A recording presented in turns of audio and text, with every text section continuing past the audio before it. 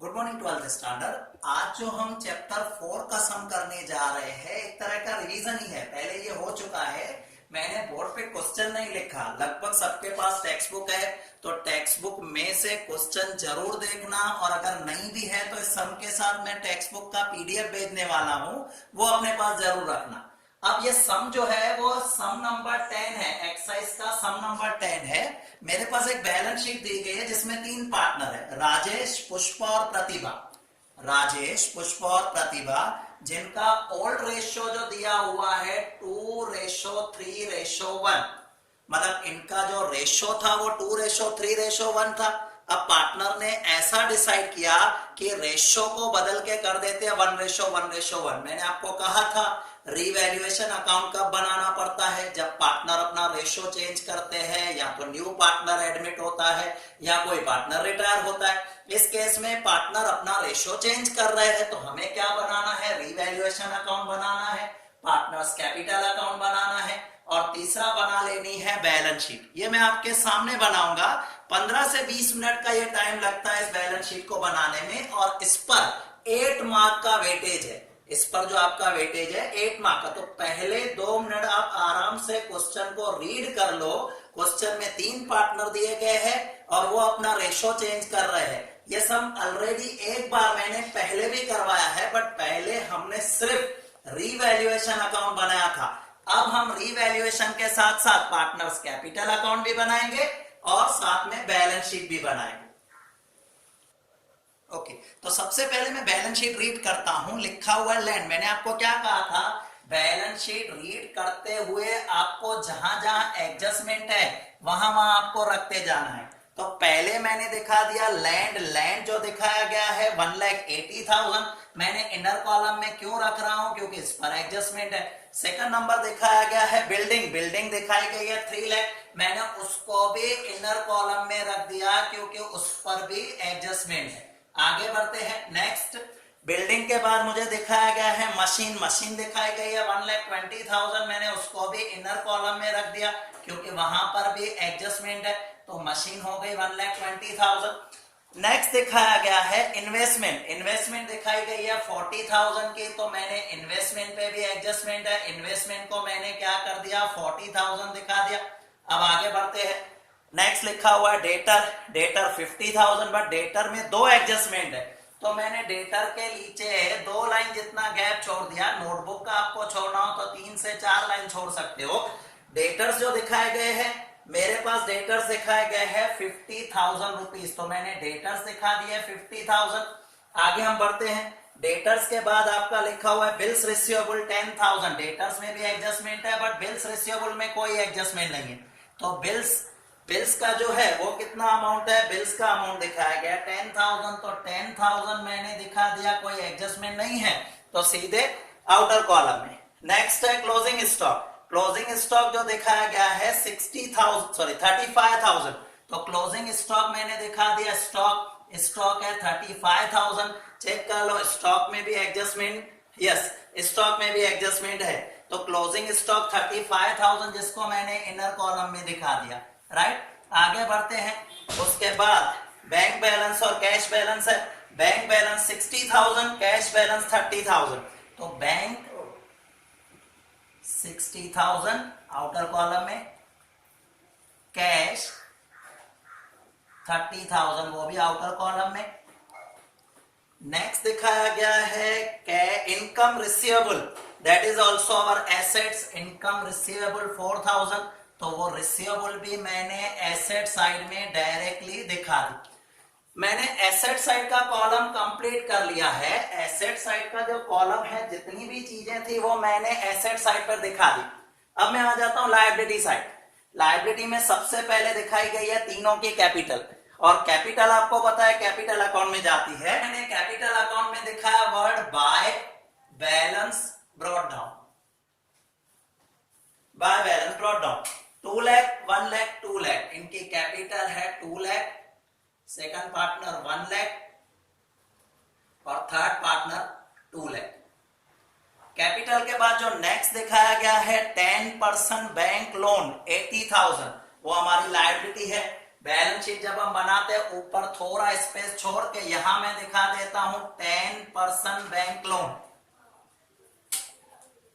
10% bank loan. अब bank loan पर कोई एडजस्टमेंट है या नहीं, तो अगर हम नीचे की एडजस्टमेंट पढ़ते हैं उसमें बैंक लोन का कोई भी एडजस्टमेंट दिखाया नहीं गया है, बैंक लोन का कोई भी एडजस्टमेंट नहीं दिखाया गया है। तो मैंने 10% जो बैंक लोन है उसको सीधे ही आउटर कॉलम में दिखा दिया। तो जो अमाउंट दिखाया गया 10% बैंक लोन 80,000 सीधे आउटर कॉलम में आ गया। नेक्स्ट, उसके बाद आपके क्रेडिटर है, क्रेडिटर पर एडजस्टमेंट है। तो क्रेडिटर को मैंने क्या दिखाया 1,70,000 दिखाया गया है क्रेडिटर। क्रेडिटर को मैंने इनर कॉलम में दिखा दिया। क्रेडिटर्स जो आपको दिखाए गए हैं उसको मैंने इनर कॉलम में दिखाया। इनर कॉलम में क्यों दिखाया, क्योंकि उस पर एडजस्टमेंट है। तो 1,70,000 को मैंने दिखा दिया इनर कॉलम में। नेक्स्ट, बिल्स पेएबल 40,000, कोई एडजस्टमेंट नहीं है, सीधे आउटर कॉलम में। नेक्स्ट, इसके बाद आपका दिखाया गया workers profit sharing fund. Already मैं आपको पहले भी समझा चुका हूं, वर्कर्स कॉम्पनसेशन फंड हो तो उसे बांट देते हैं पार्टनर में, but workers profit sharing fund को कभी नहीं बांटा जाता, इट इज अवर लायबिलिटी। तो वर्कर्स प्रॉफिट शेयरिंग फंड उसको मैं लायबिलिटी करके यहां पर दिखा देता हूं। आपको शॉर्ट फॉर्म यूज नहीं करने हैं, आप पूरा ही दिखाओगे, दैट इज 29,000। तो यहां मैंने 29,000 दिखा दिया। और लास्ट जो दिखाया गया है आउटस्टैंडिंग एक्सपेंसेस 10,000, तो वो भी मैंने यहां दिखा दिया आउटस्टैंडिंग एक्सपेंसेस 10,000। अब ये सारी चीजें मैंने जो बैलेंस शीट में दिखाई गई है वो मैंने यहां पर रख दी है। अब हमें एडजस्टमेंट पढ़नी है। तो एडजस्टमेंट कैसे पढ़ रहे हैं, उसमें लिखा हुआ है कि पार्टनर ने डिसाइड किया अपना रेशो चेंज कर रहे हैं, बट उससे हमें कोई मतलब नहीं है। हम आते हैं पहली एडजस्टमेंट पर। The value of land is to be increase up to 2,50,000। Land की वैल्यू बढ़ा देनी है, इंक्रीज करनी है, 2,50,000 कर देनी है, अप टू 2,50,000। मतलब 1,80,000 तो ऑलरेडी है, 70,000 इंक्रीज हो गई, न्यू वैल्यू आपकी आनी चाहिए 2,50,000। इंक्रीज हुई है वैल्यू, मैंने आपको पहले भी समझाया था, अगर वैल्यू इंक्रीज होती है तो रीवैल्यूएशन के क्रेडिट में आ जाएगा, ये हमारे लिए बेनिफिट है बाय लैंड अकाउंट। और कितनी वैल्यू इंक्रीज हुई है 70,000, ये 70,000 मैंने यहां दिखा दिया। आगे बढ़ते हैं सेकंड एडजस्टमेंट, उसके साथ ही building value to be increase by 50,000। Building की वैल्यू को 50,000 इंक्रीज कर दो, सिर्फ 50,000 बढ़ाने हैं, तो यहां पर इंक्रीज ही हो रहा है 50,000। तो 3 लाख में मैंने 50,000 और प्लस कर दिया, ये हमारा बेनिफिट है। तो बिल्डिंग की जो वैल्यू आ जाएगी वो 3,50,000 हो जाएगी। सेम वे में हमारे लिए बेनिफिट है तो हम रीवैल्यूएशन के क्रेडिट में दिखा देंगे बाय बिल्डिंग अकाउंट। मैं शॉर्ट फॉर्म अगर यूज भी कर रहा हूं तो आपको यूज नहीं करने हैं, आपको पूरा ही दिखाना है by building account. Same way में सेकंड एडजस्टमेंट है, value of machinery is to be decrease up to, याद रखना वर्डिंग को ध्यान रखना, अप टू 80,000 लिखा है, मतलब 80,000 कर दो। अब 80,000 करने के लिए मुझे इसमें से 40,000 माइनस करने पड़ेंगे, so there is a loss of 40,000 in machine. अब इसकी वैल्यू हो गई 80,000, 40,000 कम हो गई मतलब आपका लॉस हुआ। लॉस हुआ तो मैं रीवैल्यूएशन के डेबिट में दिखा देता हूं किस चीज का लॉस है, ये मशीन का है। तो यहां मैंने दिखा दिया मशीन अकाउंट, और अमाउंट कितना 40,000 रुपीज का ये आपका लॉस है। आगे बढ़ते हैं third adjustment, value of investment is to be reduce by 30%। Investment की वैल्यू 30% कम कर देनी है, यहां 40,000 है, 30% कम करनी है। अब अगर मैं 30% कर रहा हूं तो 40,000 का 30% हो जाएगा 12,000, रिड्यूस हो गई है, माइनस करना पड़ेगा, रिड्यूस लिख सकते हो, 12,000 रिड्यूस करना पड़ेगा। तो 40,000 में से अगर 12,000 माइनस कर दे तो ये वैल्यू आ जाएगी 28,000। अब लॉस हुआ तो हम उसको कहां दिखाएंगे, रीवैल्यूएशन के डेबिट पर वर्ड यूज किया जाएगा टू इन्वेस्टमेंट अकाउंट, और अमाउंट आ जाएगा 12,000। अगेन आगे मैं बढ़ रहा हूं नेक्स्ट एडजस्टमेंट पर। Provision for bad debts reserve is 20%। Bad debts reserve जो डेटर पे रखी जाती है, तो बैड डेब्ट्स रिजर्व 20% है। यहां मैंने वर्ड लिख लिया बैड डेब्ट्स रिजर्व 20%। 50,000 का 20% आप ले लो, 50,000 का 20% जैसे लोगे तो आ जाएगा 10,000। Again it is a loss, so ये 10,000 लॉस जो आपका है वो दिखाया जाएगा रीवैल्यूएशन के डेबिट साइड पर to bad debts reserve account, और वो अमाउंट जो आ रहा है आपका 10,000। इसी में आगे कंटिन्यू दिया हुआ है। डिस्काउंट रिजर्व 5% है।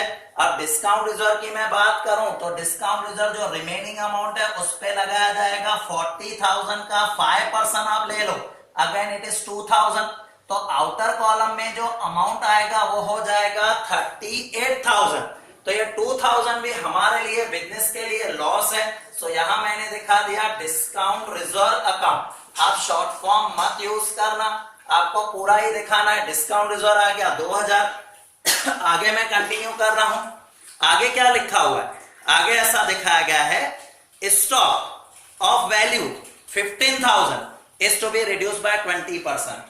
मतलब पूरा स्टॉक रिड्यूस नहीं करना है। स्टॉक में एक स्टॉक ऐसा है जिसकी वैल्यू 15,000 है, उसकी वैल्यू 20% कम कर देनी है। अब 15,000 का 20% मतलब 3,000 कम हो गया, तो स्टॉक में से आप 3,000 रिड्यूस कर लो। स्टॉक में से 3,000 रिड्यूस कर लो तो आउटर कॉलम में आपका अमाउंट आ जाएगा 32,000। सामने वर्ड क्या लिखना है? सामने वर्ड लिख लेना है रिडक्शन या लॉस, कुछ भी दिखा सकते हो। अब ये 3,000 लॉस है, वैल्यू कम हो गई, तो यहां पर वर्ड आ जाएगा तो स्टॉक अकाउंट, अमाउंट में आ जाएगा 3,000, अमाउंट में आ जाएगा 3,000। अब हम आते हैं एडजस्टमेंट नंबर 6 पर। लिखा हुआ है amount of 20,000 is not to be paid to creditor. Creditor को 20,000 पे नहीं करने हैं, तो ये मैंने दिखा दिया नॉट टू पे, हमें पे नहीं करना है। अगर क्रेडिटर को हम पे नहीं करेंगे, 1,70,000 के क्रेडिटर है, उसमें से 20 पे नहीं करेंगे, मतलब हमारी लायबिलिटी 150 की लायबिलिटी कम हो गई, हमारे लिए बेनिफिट हुआ। बेनिफिट हुआ तो रीवैल्यूएशन के क्रेडिट में दिखाया जाएगा बाय क्रेडिटर्स अकाउंट। रीवैल्यूएशन में आ जाएगा बाय क्रेडिटर्स अकाउंट, अमाउंट में आ जाएगा 20,000। अब पहुंच गए लास्ट एडजस्टमेंट पर। लिखा हुआ है 3,000 आउटस्टैंडिंग एक्सपेंसेस। आउटस्टैंडिंग एक्सपेंसेस 3,000 है। ऑलरेडी आउटस्टैंडिंग एक्सपेंसेस 10,000 है। आप चाहो तो उसको इनर कॉलम में 10,000 रख सकते हो जो पहले दिए हुए थे, प्लस एडिशनल कितने हैं? 3,000 और भी है। मतलब अब ये आउटस्टैंडिंग एक्सपेंसेस 10,000 जो पहले थे, ऑलरेडी थे, उसे हमें कुछ नहीं करना है। अब 3,000 एडिशनल है, मतलब ये लॉस हुआ, लायबिलिटी बढ़ गई। लायबिलिटी बढ़ गई तो उससे हम दिखा देंगे आउटस्टैंडिंग एक्सपेंसेस लॉस में, रीवैल्यूएशन के डेबिट में। मैंने 3,000 यहां प्लस किए और 3,000 लॉस में दिखा दिए। आगे भी लिखा हुआ है इनकम रिसीवेबल। इनकम रिसीवेबल है 2,000, मतलब हमें मिलने वाली है। अब रिसीवेबल इनकम हमारे लिए बेनिफिट है, तो by income receivable, by income receivable 2,000, और ये हमारी एसेट भी है। ऑलरेडी रिसीवेबल एसेट में 4,000 है, उसमें एडिशन कर लो। 4,000 ऑलरेडी है, 2,000 अगर मैं और बढ़ा देता हूं तो 4,000 प्लस 2,000, तो यहां पर हमारी सारी एडजस्टमेंट कंप्लीट हो रही। अब हमें क्या करना है? सिर्फ टोटल करनी, और कुछ भी पेंडिंग नहीं है। तो लास्ट स्टेप जो हमारा है वो है टोटलिंग, जो अब हम कर रहे हैं। ओके, अब हम आ जाते हैं टोटल्स पे। तो सबसे पहले रीवैल्यूएशन अकाउंट का टोटल किया जाएगा। आपने देखा क्रेडिट साइड का टोटल आ रहा है 1,42,000। 1,42,000 डेबिट का काम है, जो डिफरेंस आया है 72,000। ऑलरेडी एक बार ये मैं पहले समझा चुका हूं, बट वहां सिर्फ रीवैल्यूएशन अकाउंट समझाया था। 72,000 का जो प्रॉफिट आएगा वो ओल्ड पार्टनर में, मतलब जो पार्टनर है, क्या नाम था? पहला partner R, second Pushpa, third Pratibha, तीनों में बांट दिया जाएगा। और पार्टनर का जो रेशो है 2:3:1, तो यहां प्रॉफिट आ रहा है 24,000। 36 और 12 ये पार्टनर को दिया जाएगा। पार्टनर को दिया जाएगा तो इसको लेके आए हम पार्टनर्स के कैपिटल में क्रेडिट पर। मैंने यहां पर वर्ड क्या लिखा बाय रीवैल्यूएशन अकाउंट, जो प्रॉफिट वहां से आया 24, 36 और 12 मैंने इनको दे दिया। अब क्या होगा, क्रेडिट का टोटल करो। पार्टनर का जैसे राज है 2 लाख प्लस 24 तो 2,24,000। अब डेबिट में तो कुछ था नहीं तो बैलेंस कैरी फॉरवर्ड आएगा 2,24,000 और ये जो कैरी फॉरवर्ड आया यहाँ पर बैलेंस शीट में आ जाएगा 2,24,000। Same way second partner Pushpa 1 lakh plus 36 1,36,000 debit पे कुछ भी नहीं है तो डिफरेंस आएगा 1,36,000 जो कैरी फॉरवर्ड होगा यहाँ आ जाएगा 1,36,000।